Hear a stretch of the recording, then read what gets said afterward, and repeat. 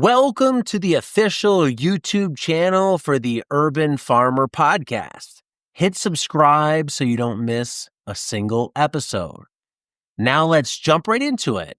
It's a flashback, The Urban Farmer, as originally recorded 10 years ago with myself and farmer Curtis Stone. 250 million Americans live in or around urban areas. That means more than 3/4 of the U.S. population shares just 3% of the land. All these people living in cities. Where does the food come from? It comes from farms, but where are those farms located? Many of those farms are located in California's Central Valley. The Central Valley produces 1/3 of all the produce grown in the United States. But what if a majority of the vegetable production didn't take place in places like the Central Valley and on mega farms? What if it took place right where we live, in the cities that surround us? Urban and suburban areas are filled with empty spaces. We can let those spaces be assets or liabilities. The solution is in our hands. The resources lie all around us. And that's what this show is about, being an active, positive part of the solution. This is the story of one farmer, an urban farmer who's being part of the change. This is the story of Curtis Stone. Curtis is an urban farmer who farms 15,000 square feet in Canada. He's been farming for 5 years. What he does is profitable. What he does fills a need within his community. What he does is be part of the solution.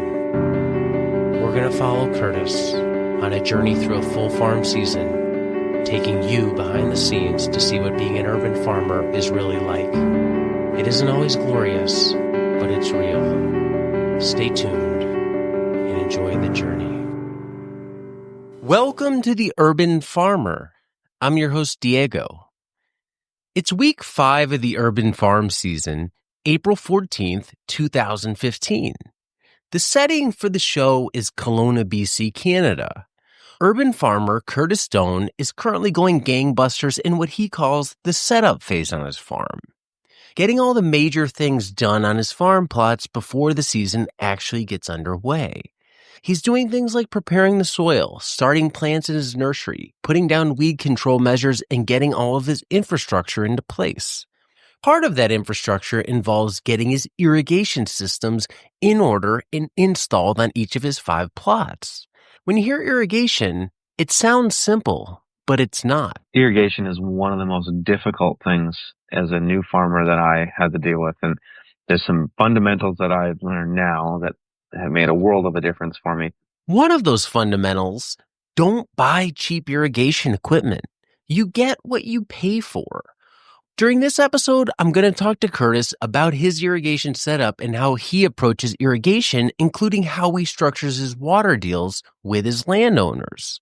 Remember, he's farming here on land that he doesn't own. He's just either renting it or he's allowed access to that land. Irrigation is a big part of the setup phase on the farm for Curtis, both from a cost standpoint and a time standpoint. This stuff takes time to set up. One of the other key pieces of equipment in Curtis's operation that he's using this year are poly-low tunnels. What's a poly-low tunnel? Imagine a full-size walk-in hoop house, only smaller. Poly-low tunnels consist of a series of low-to-the-ground arch frames that span one or several bed widths. They run the length of the bed, and they're covered with some sort of geotextile fabric or greenhouse plastic. Why poly-low tunnels? Poly-low tunnels bring several advantages to the table. First, they're low-tech, so not much can break or go wrong. They're also lightweight and portable, something that's ideal for a multi-location farm. And they offer you, the farmer, the ability to control microclimates on your plots. And when you can control those microclimates, you can also control plant growth. And so I can do the same to kind of delay a crop as well, which is also really neat, is that, I'll have some crops under these tunnels, and they're really flying, they're really catching up. But I'm going, oh wow, I'm producing too much of this. I'll take the tunnels off and put them somewhere else to accelerate those, and so then I can slow those crops down. So I can really manipulate the growth cycles. So why is control so important? Think about when we are and where we are. It's mid-April in a northern climate, the 49th latitude to be precise. Weather can still fluctuate greatly, and the days are getting increasingly longer as summer nears. Both of these factors can affect plant growth, and they can affect plant growth in very unpredictable ways. That's something that isn't ideal if you're a farmer and you're trying to have semi-predictable harvest dates. When your germination of your direct seeded crops is delayed, that really delays your entire production. So if you can make that happen fast, you really get the crop ahead. Getting the crops ahead can help you stick to that semi-predictable planting and harvest schedule that you dream about and get your produce to market faster than the other farmers, which could give you some competitive advantage. As we speak, the low tunnels are in place and they're doing their job protecting the crops. Let's get into it. Let's dive deeper into farm equipment and infrastructure and see where we are in the setup phase for the upcoming farm season with Curtis Stone. It's just getting sort of momentum going. We've got 4 out of 5 of our plots fully prepped, 5 plots. 3 of them are fully planted out. Like all beds are planted in production. And then we've got 1 plot right now that's like all the beds have been stale seed bedded. It's pretty much just sitting there ready to go. So I'll start planting that out this coming week. And then we're just finishing up a new plot that we've been preparing. The greenhouses are in full production now. So we're in like full harvest mode of the greenhouse stuff. We're just starting to get into some of the stuff that's under the low tunnels, the quick hoops, or the poly low tunnels, I call them. And it's still a big time setup phase, like still getting irrigation systems running, moving tunnels around from area to area. A lot of infrastructure developments, doing a lot more of this landscape fabric, burning holes in them for transplants for things like head lettuce. Yeah, just kind of getting established with the customer base as far as the restaurants and all that, kind of ramping things up for them. So there's more crops coming off the field. Like we've got some, first crop of radishes coming out now. We've got a few different types of field greens like spinach and mustard greens and tatsoi and red Russian kale and arugula is coming up this week. And we're 1 week away from the first getting into the new lettuce that I've been trying out, the Salanova lettuce. That's about it, really. A lot to talk about there. Related to production and what you're selling, where are you right now in terms of how much you're selling versus how much you'll be selling at the peak of the season? It's small. It's about a third of where I'll be, and probably by the end of May. But I'm a little down this year just because I took so much time off this winter. I didn't really I didn't have enough prep to have as big of a strong start as I normally do. And that's okay because I've had a lot of infrastructure things that I changed around, and I've been training somebody new. So that's okay. We're set up to have a pretty strong summer. Part of what you're doing to get that setup going is you've put up all these poly low tunnels. I know that has a few advantages for the crops themselves, warming up the soil. What's the idea behind why you're doing that? Is it related to weather? Are you trying to juice production a little bit? What are the thoughts? There's many reasons, actually. The nice thing about the poly low tunnel is, well, first of all, for an urban farmer, it's just simply more practical because I can't put up greenhouses everywhere on my urban plots. And frankly, I don't need greenhouses everywhere. What's great about these poly low tunnels is that they're mobile. So they cover 2 beds. So they're about 6 feet wide, a few feet high. And the idea is that they warm up the soil and really increase the daytime temperatures in there to accelerate the growth. And so the nice thing about it is that it makes my date to maturities for my crops a lot more predictable, in the sense that, for us in the northern hemisphere, especially in my climate here, I'm about 100 miles from the U.S. border interior BC, pretty much just north of Spokane for listeners in the US, that our day lengths are so much shorter. And so as we get closer to the spring equinox, or as we get further from the spring equinox, closer to the summer solstice, the days start to get exponentially longer. But what this does is creates these crazy lags in your date to maturities for your crop. So if your seed packet says, radishes are 28 days, well, in the spring, they might take 45 days or 60 days even. But then they'll get exponentially shorter. And then by the time you're in mid or late May, all your date to maturities are on target and what they should be, and becomes predictable. But what these poly low tunnels do is allow me to have more predictable date to maturity, so I can get them out, can plant an area out, cover it with these tunnels, get the crop like almost halfway mature, and then I could take them off and put them somewhere else to accelerate the growth. Because once it's past the germination phase and the crop gets, say, a third or halfway mature, it'll really just continue to grow because it's got a lot more area to photosynthesize. It's covering more of the ground. It's absorbing more sunlight than it does when it's smaller. So the cool thing about it is, like, with just a handful of these, I can move them around. I get a crop established and then put them somewhere else, because when your germination of your direct seeded crops is delayed, that really delays your entire production. So if you can make that happen fast, you really get the crop ahead in the long term of the entire lifespan of the crop. Well, in terms of that right there, so say you direct seeded radishes right now into the soil, and then you covered that with a poly low tunnel, and right next to it you direct seeded radishes, no poly low tunnel. If you had to compare them, what do you think the difference would be between the two?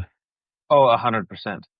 It depends on the time of the year, but for this time of year, so let's just say the 1st of April, it would be 100% faster. But then that margin slowly changes as the closer I get to the summer solstice. So there's really like a 6-week window where they're really important to use, and then they come off, and then I don't really need to use them again until the fall. But what you said there too is kind of a cool strategy that I also do to succession crop as well, is that I'll plant an area, like say I want to have a certain amount of arugula beds available per week for a period. Say I'll plant out 4 of them. I'll cover 2 of them with a poly low tunnel, and then I'll leave the other 2 uncovered. And then that will actually, plant it at the same time, that will create a succession right there, because the ones under the tunnel will accelerate so quickly. And so I can do the same to kind of delay a crop as well, which is also really neat, is that, I'll have some crops under these tunnels and they're really flying, they're really catching up, but I'm going, oh wow, I'm producing too much of this. I'll take the tunnels off and put them somewhere else to accelerate those, and so then I can slow those crops down.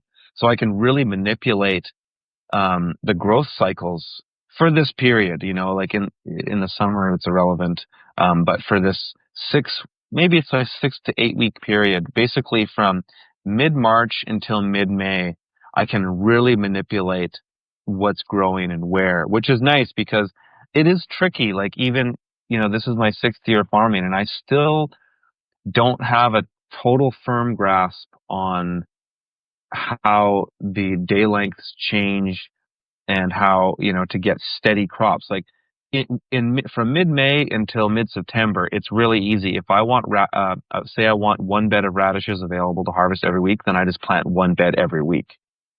But in the springtime, in the shoulder season, it's more complicated than that, because the days are getting exponentially longer to a period. So sometimes you could plant 1 bed 1 week, and then you'll plant another bed the next week, but they'll both be mature at the same time, because the one that you planted the next week had that much more longer days. So it kind of catches up to the first one. So how you succession plant becomes a little strategic.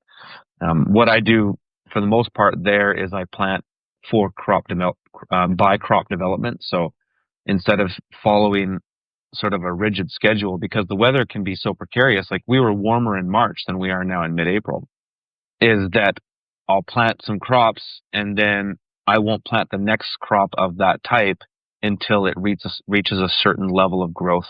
So once it emerges and grows a couple true leaves, then I'll plant the next crop. So I'll wait for that. And so it's kind of it's observe and interact. It's permaculture principles essentially, and it's nothing new to farmers. Farmers have been doing this for thousands of years, but it's it's a really simple idea on how you can, succession plan instead of fall. I don't like to follow these rigid farm plan schedules. They just don't work with my type of farm because it's too small, and I don't want to be following a plan that's totally static, that if I'm not selling something in there and I just keep planting it, well, what's the point of that? I might as well have a dynamic system that changes and interacts with what the market is always demanding. With the colder temperature in April than March, has any of your low tunnel activity been to protect crops because of risk of losing them given the colder temperatures? A little bit, like maybe in the case of some of the Salanova lettuce we planted, a frost for those types of crops wouldn't kill them. They would just really stunt their growth, and so they'd just go through a bit more transplant shock. I don't plant things in the spring that can't handle the cold. Like I don't push summer crops. I don't try to push my tomatoes and then risk a cold weather. I grow what grows best in each type of season. So the main idea behind these poly low tunnels is just to accelerate the growth of those crops so that I can get a faster harvest and really scale up production quicker. Have you ever been screwed by a rapid change in weather and just lost a lot of crops? Oh yeah, absolutely. Especially in the fall. Not so much in the spring. In the fall time, one year we ran a winter CSA, and I had a bunch of direct seeded lettuce in the ground that I was hoping, because in previous years I'd had lettuce like all winter, but we got down to like minus 20 Celsius, which is maybe around 0 Fahrenheit, fast, and it wiped everything out. I totally didn't see it coming, so we actually ended up canceling our winter CSA a lot earlier because it was mostly going to be growing like salad greens and some few other root veggies and some microgreens and stuff, but it screwed up a lot of the greens production we had, and so it was like literally half of our crops were lost that we would have had for that program. So yes, it's definitely happened before, but more so in the fall when you get these really radical drops. With the weather a little cooler, daylight lengths aren't that long, and then you only have a little bit of production that's actually going to sale now, you're doing a lot of other changes to set the farm up for later in the season. One thing I know you've mentioned in a previous episode is you're changing around your irrigation. What are you doing there, and what's the idea? We're doing a lot more drip this year, just kind of for practical reasons. I don't necessarily think one is better than the other. The reason I like drip mostly is it allows me to have irrigation underneath some of these poly low tunnels, like on the shoulder season. And that's kind of the challenge, is like the couple plots that we have planted out that all have poly low tunnels on. We have to go and hand water those beds because we can't fire up the overhead irrigation on it just yet because it makes a big mess. Like, yeah, you could technically open up the tunnels and then run the irrigation. But then when you go to put those tunnels back over the crops, there's just water everywhere. It's a mess, and the water doesn't evenly distribute well. So we've done drip irrigation. Like my front yard, for example, is all planted out right now. It's under 6 poly low tunnels, and I've got drip 3 rows on a 30-inch bed each underneath it. So it's great because the whole thing is just tunneled. It's all tacked down and sealed so it doesn't blow away in the wind. And there's drip underneath there with a timer, and it's great because it's just like essentially having a greenhouse, but I'll take them off so it's mobile. And so it's just convenient.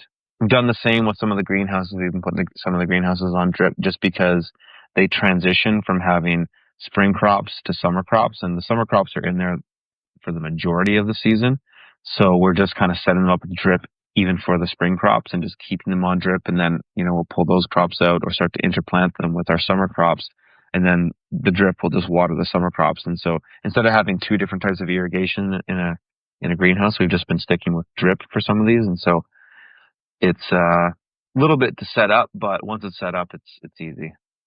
Is irrigation one of those things that is a little bit tricky for a new farmer when you start doing it? Because I think some people could think, irrigation, all you're doing is watering the crops. It can't be that difficult. But what's been your experience over the last 5 years of dealing with it? Irrigation is one of the most difficult things as a new farmer that I had to deal with. And there's some fundamentals that I've learned now that have made a world of a difference for me. There was just a real lack of information on it when I first started because like I mostly got into urban farming through the spin farming method, and they just didn't really have any, in my opinion, valuable resources on irrigation. Like I love for the most part what spin's all about, and I still think everything they've done for urban farming is tremendous. But they just didn't really have much in irrigation because the writer of spin, Wally, lives in Saskatoon, and droughts and like extreme heat fluctuations weren't really an issue for him. So I just don't think, based on his system, he created much of the best type of system to share with people for irrigation because it just wasn't in his cards. Whereas for myself, my climate in the summer is very similar to Southern California. It's a high desert. It's a super dry climate, and irrigation is critical here. And I just, going on what some of the other spin farmers were using at the time, I just spent a lot of money and time screwing around with things that are just in piles at my property now, and I'll never use them again. Some advice, a lot of people said, "Oh yeah, spin farmers you can just use like home hardware, so, like basic, hardware store irrigation, just simple garden hoses, oscillating sprinklers, just like you can reuse all this stuff, just really simple." It's a bunch of garbage. It might work in like a climate where you don't have to worry about water and you've got lots of annual rainfall and stuff like that, but that does not work for me. Like, some of these spin farmers are hand watering their plots. Like, forget that. I mean, I'm not wasting my time hand watering. I do a little bit at the beginning when we've got poly low tunnels and stuff, but it's like just for a few weeks here and there. But to go around and hand water some plots, that is not an effective use of my time. And so I spent thousands of dollars on wasted irrigation that I'll never use again. And so basically, I think, the best advice I would give somebody, to just sum it up really quickly, is go to irrigation specialist stores and talk to them and get their advice, and listen to their advice, because especially if they work in ag, obviously there's some differences from large scale commercial ag when you're talking with wheel lines and massive impact heads that shoot, hundreds of feet at a time. That's not what we're talking about. But there are some principles that, apply in landscaping and home gardening that irrigation specialists know that work. I'm pretty fortunate to have a really good irrigation store here in Kelowna, and they've been very helpful, and I learned a lot from them and kind of found what works best for my situation. And what works best for me now is I have two types of irrigation. Well, three types really. I have greenhouse, micro sprinklers, but then some of the greenhouses are on drip for the summer crops. And then I have impact heads, basically plastic impact heads that have three adjustments on them. That's for all my high rotation areas. So those are the areas that are quick growing crops that get rotated multiple times throughout the season. And then I use a special drip irrigation called Euro Drip, which is basically a high-end drip tape that lasts many years, and it has built-in emitters every 6 inches. So I can run three of those lines on a 30-inch bed and get very good even coverage. So those are the three systems that I use now. And I don't use any hardware store garbage. I buy proper irrigation store, proper equipment. I build my own sprinklers out of the equipment, and now I have a system to it. In my workshop and my online course, we really get into that in detail. Probably a little too much detail for this show, but yeah, go to the specialists and do it right. Do it right the first time. Spend the money up front. Don't go the cheap road, because you'll just end up, it'll be summertime and it's scorching hot, and you're screwing around with sprinklers and wondering why certain crops aren't growing, or why did this area not germinate? What happened here? Like, do it right the first time, spend the money, and save yourself headaches. And use timers, automate your system. Don't hand water. Go. I used to go around and turn the water on at one plot, and then go to another plot, harvest, do some stuff there. Then when I leave that plot, I'd turn that water on, and then I'd go back to the plot, turn that water on. This is insane. This is insane. But it's what other spin farmers that I met were doing. And I think it's just absolutely ridiculous. Like, the human beings are capable of so many more things than sitting around turning on and off water, or standing there hand watering plots. Like, focus on tasks that pay. When it comes time to water in the summer, here's a question I have out of personal interest, probably applies to a lot of people. It's dry out, you're not getting summer rain. So you harvest the bed and you now want to seed a new crop into it. When you prep the bed and get the seed bed ready, before you put the seed in, do you water it so you're seeding into moist soil, or do you seed and then water it? There's many steps that we missed there. Like, you pull in a previous crop, there'd be some sort of amount of bed prep that would go in to get that new crop ready to plant. I don't plant into a wet bed, in really high and dry climates. If I prepped that bed and wasn't gonna plant it right away, I might water it then, just to get some water into the bed to keep the microbiology active, because if the soil dries out too quickly, that can't be a good thing.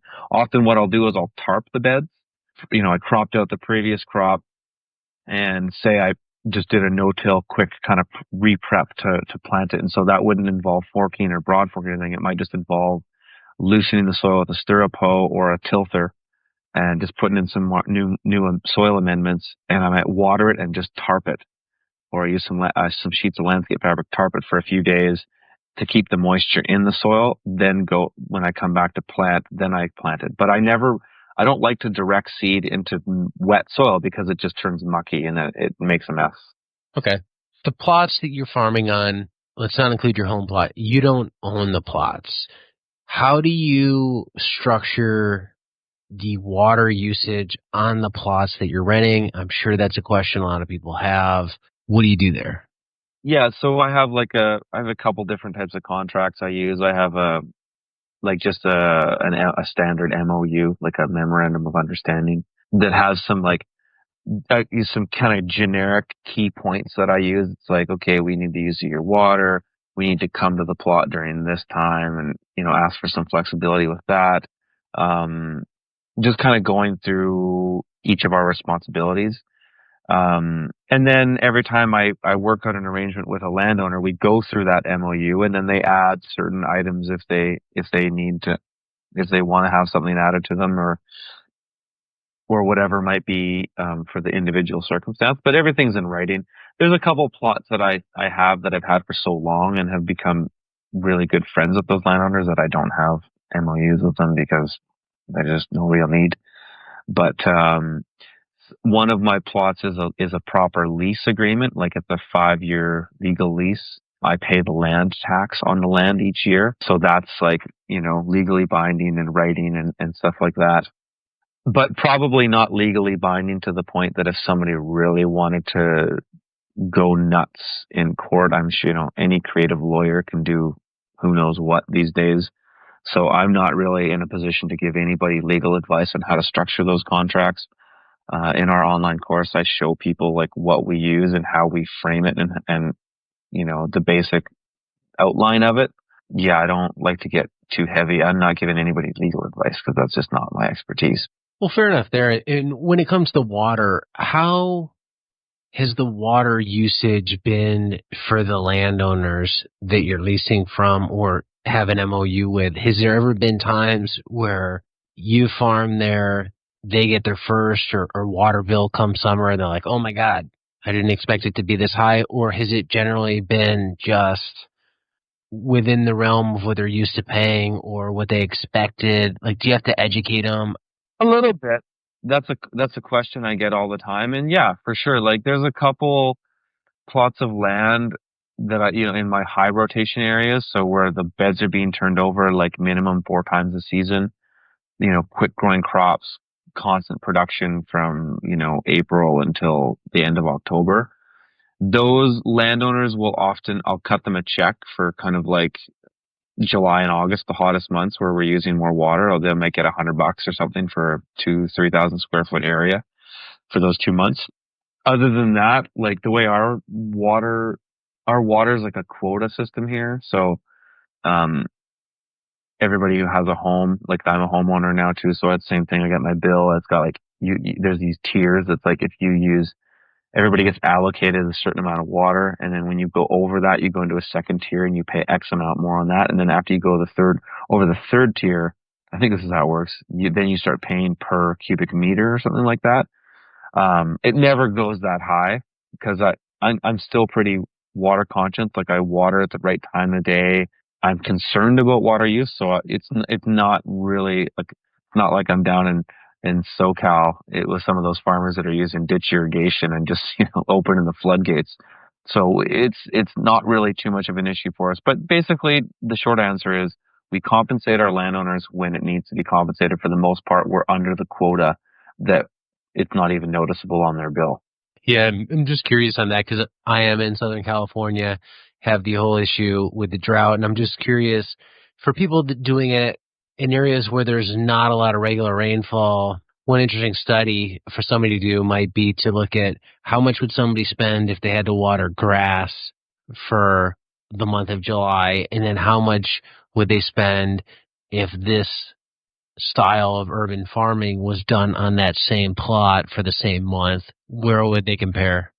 Somebody has to do the study. I don't live in Southern California, so it's hard for me to say. But one thing I will say, I mean, now that we're on the topic, and I think it is a very important topic, is there are some strategies. And, I've spent a lot of time in Southern California now and been down at your place many times. And there are some strategies. I was also in Florida there a couple months ago as well. And, when they get into summer, it's hot as hell and crops just can't even grow because it's so hot. I think a combination of using drip irrigation and low tunnels with 40% or 60% shade cloth on top of them is a pretty easy DIY low cost solution that most urban farmers could employ, even urban gardeners or urban homesteaders could employ. So you cover your annual crops that you want to keep growing in the summer with shade cloth and use drip irrigation on it as well. The reality of agriculture is that it needs water. But the reality is, for the most part, is you need to water your crops, and that's the best way to prevent them from bolting or dying. So, you need to water them. So you can mitigate that water use and focus the water use and also water at the right time. But, using some things like shade cloth and I think, landscape fabric would be a good way to avoid more evaporation, especially when it comes to transplanted crops. Other types of mulch can work too. I'm not a fan of straw mulch and things like that. I find they're an inefficient use of time, and also you have to, if you want to turn your soil or direct seed crops into it, you can't really do it with straw mulch. You got to pull the mulch off. It's a lot of extra work. I prefer the synthetic stuff. Just more practical. But I think there's some strategies in there that some people should look into in the Southern California area and see what the potential is. Yeah, from previous conversations with you, I'm going to go the route when I do stuff with tomatoes of like a woven poly mulch on the soil with the holes punched in it just to keep the water around the plants, slow down the evaporation. So I'll see how that goes down here in Southern California. Along the idea of transplanted crops, one of the crops that you talked about that you've started to transition over to or started to grow this year is Salanova. How do you choose to take on different varieties of crops? Because I'm assuming there's going to be some potential risk there. If you're normally growing one type of lettuce and you switch over to Salanova, which is a different style, how it actually grows, do you worry on how it grows and the production practices that are used to grow it, given the difference in how it grows?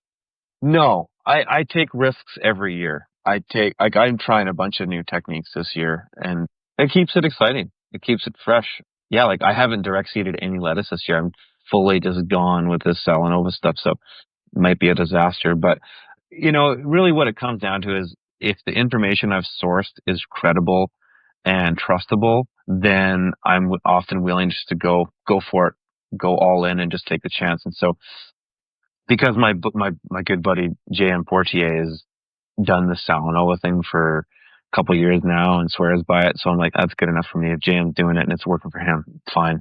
I'm ready to go for it. So that's really what it comes down to, is if the people I'm asking, I trust and know they're actually good farmers, then I'll just take the chance. And there's always something like that each year. And there's also stuff that I try that's totally new that I've just kind of invented myself, that I go, I'm going to try this out and see how it works. Like one thing I'm doing right now is I've got this biofilm. It's a compostable non-GMO corn resin plastic film, basically, that I punch holes into it with a seedbed roller for my transplants. And so we got all of our beets planted out with this stuff. And I also planted another succession where I basically did the same thing with the film, made the holes, and I just direct seeded. So we hand seeded the beets into these holes, hoping that, it's basically going to be the same idea as the transplants. They're going to grow up, they're going to reach for the light, come through the hole, and we're going to have weed-free crops. And so I've never done that before. I didn't even know anybody that has done it before. I just thought, well, why not? Because we ran out of transplants and we had all this area. We're like, well, why don't we just direct seed it in the same way? And so we just tried it. And so we'll see how it works. Sometimes things are a complete disaster. Sometimes they work great. You just have to try it. So when you do something like Salanova, which is a different harvestable product at the end of the day, that comes out in like a head with loose leaves on it, are you going to deliver that to the customer as a head, or are you going to actually cut the center stalk out and deliver it loose leaf? Why I ask is because you're normally selling customers now, or in the past, loose leaf greens, and now you got something that grows as a head. Are they going to be like, well, I don't want this like this? No, I'm cutting it. I'm just harvesting it just like I would loose leaf greens. Just cut it and leave it right in the field, and then it grows back. You get 3 cuts from it. So it's exactly the same approach as doing loose leaf lettuce, except that I can't use my quick greens harvester. I have to harvest it by hand. But from what JM tells me, and actually a few other people I know in Quebec that do the same thing, the yield is 40% higher per square foot.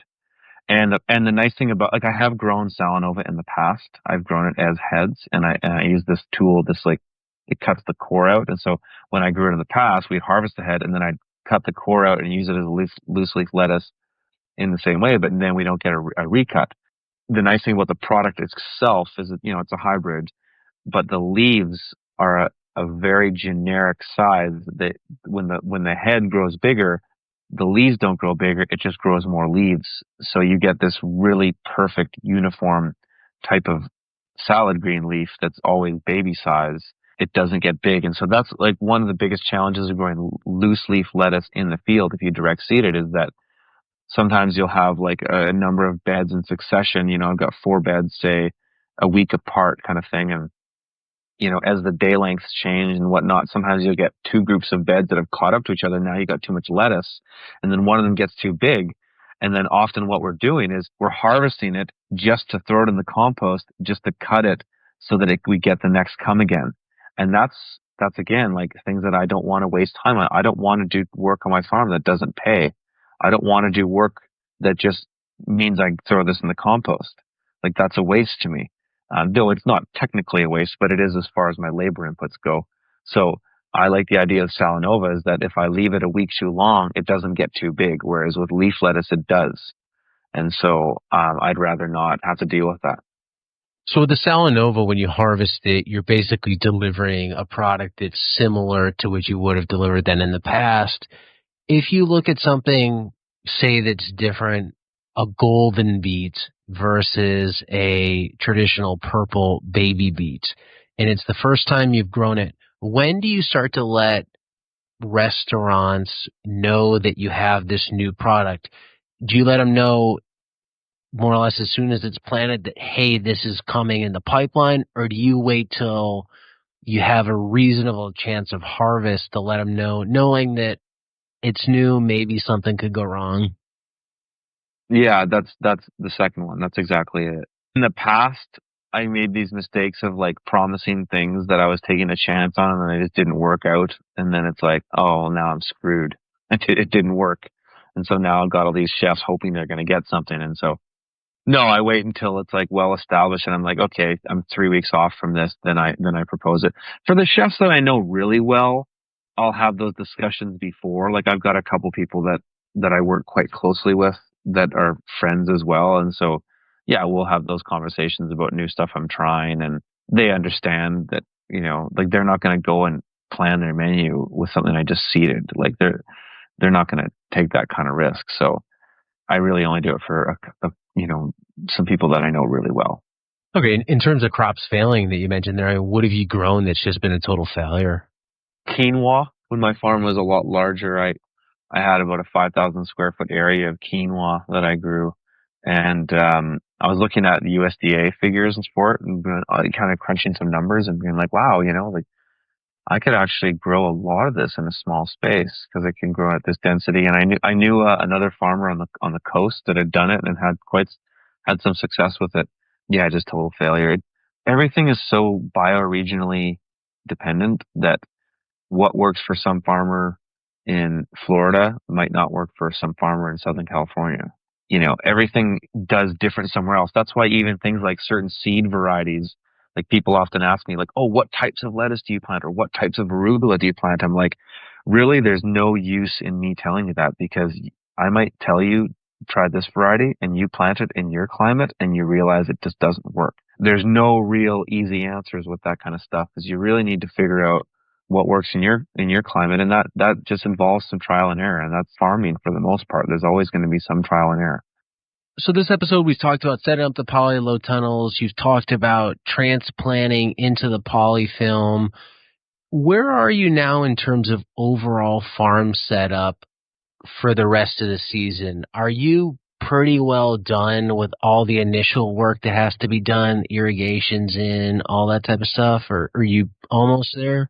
No, we're about halfway there. We have two more irrigation systems to set up at two plots. I'm rebuilding a system at another plot that I just wasn't happy with. I had a friend of mine a couple years ago put in a system for me, and he was an irrigation guy, and so he kind of approached it like an irrigation guy, which there is some value in that, and that's why I tell people to talk to irrigation specialists. But there's also some application to ag that didn't really cross over there. So he put in these rotors, these rotor heads, which are what a lot of landscapers use.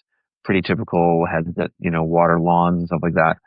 And I just don't like the way they water the crops. They're not consistent enough. I find that my system of using these impact heads is what I like. So I got to replace the whole system, which is a drag, because I paid like $500 to have him do this like a number of years ago. And now it's like, now this is redundant. So I'm rebuilding that system. There's some infrastructure that I can reuse, which is nice. And then I'm moving one system. Like I left this one plot this year and took on another plot that is closer to my house, so it worked out quite well. Taking that system and basically just moving it over to this other place and installing it there. So it's a little bit of work, not that much, because all the lines are cut and it might have to be just kind of, adjust them a little bit to fit in there. But more or less, it's just taking the same system and moving it to another place. That's about it. I'm building some new infrastructure at my house for the farm. Doing that, working late tonight, building with a carpenter friend of mine. I'd say we're at least halfway done all of our setup. I usually am not done the setup phase until maybe the first or second week of May, and then at that point, the last push to get totally caught up is once the tomatoes are in, and then my last big transplant is getting my patty pan squash in, and then boom, then we're good. So by mid-May, we're just rolling with production, and then it becomes I really enjoy the setup phase because it's exciting, it's fun, we get to try new things. But it is cool when we get into mid-May, because then the farm just becomes like a regular 9 to 5 or even less, really, in that case. From that point on, I'm working like 30 to 40 hours a week, 30 to 48 hours a week, I should say. It just becomes a lot more easy and repetitive and steady. And at that point, the pressure's off and I can kind of relax a bit more. Is there anything you're doing this time of year that's one of those types of things that it has to be done, but you either hate doing it or you really dislike doing it and you're just glad it's done? Yeah. It's kind of the nature of an urban farm, is that the nursery setup is usually less than ideal because my farm has been so modular for so many years. Like I've moved my home base from my farm 3 times in the last 5 years. So that's been a real pain in the ass. And in a way, I never wanted to be a homeowner. Like I probably would have told you taking on a mortgage would have been one of the last a list of things that I would never do in my life. But the opportunity to purchase the house that I was living in and already had as my base of operations was just too hard to pass up. Otherwise, I would have had to move and find another rental, which would have been not ideal and cost me more money anyways.